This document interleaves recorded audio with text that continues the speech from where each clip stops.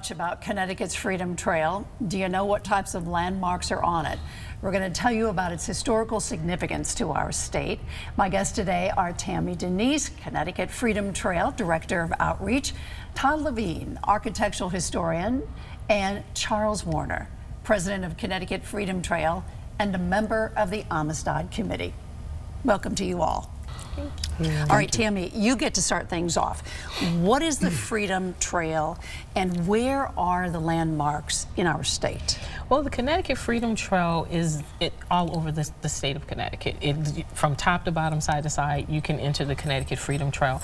It was established in August of 1995 by law, General Assembly, by Al Marter and then Senator Tony Hart.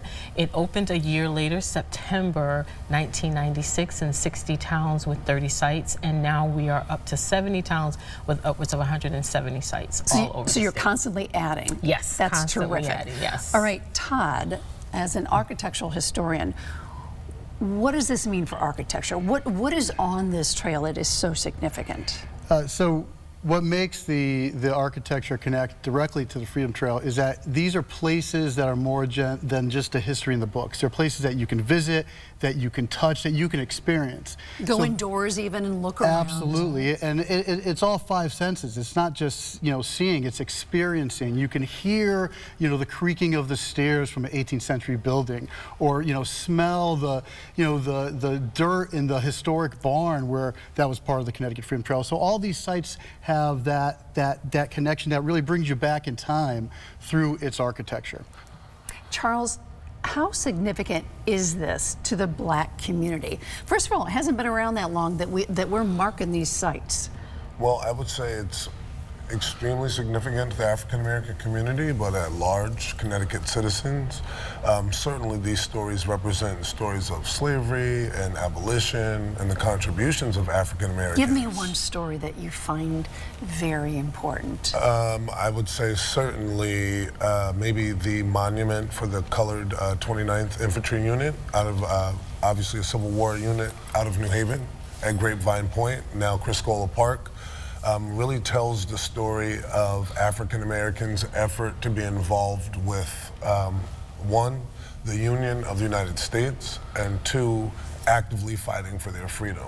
This is the story of people who was really holding America to be the best version of itself, the way that they described themselves to the nation, land of the free and home of the brave. And so here many young people, grown men, teenagers gathered actually under the voice of Frederick Douglass to muster themselves to fight for freedom during the Civil War. Beautifully said. Favorite landmarks so far, Tammy, on this trail? Oh my goodness, there's too many. You gotta pick one. I gotta pick one. Oh, wow. While we're waiting, Todd, what's your first? I'm going to give you a group of them, and it's going to be Farmington. So Farmington, Connecticut was Grand Central Station for the Underground Railroad. So, if you see our logo, there's a lantern, and then there's a big star. That's the North Star. So, everybody who is, formerly enslaved, making their way to freedom, they're following that North Star, which at the time was Canada, right? They're trying to make their way to Canada where there's no slavery laws.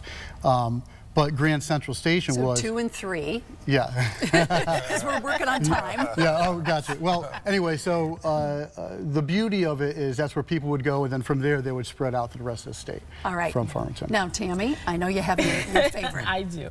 It is the Ruby and Calvin Fletcher African American History Museum. It is the first African American history museum in Connecticut.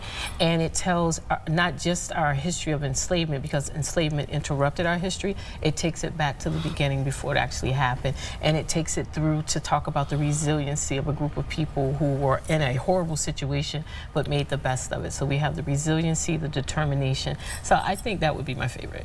You pass. Wonderfully done to all of you. And now we know more about Connecticut's Freedom Trail.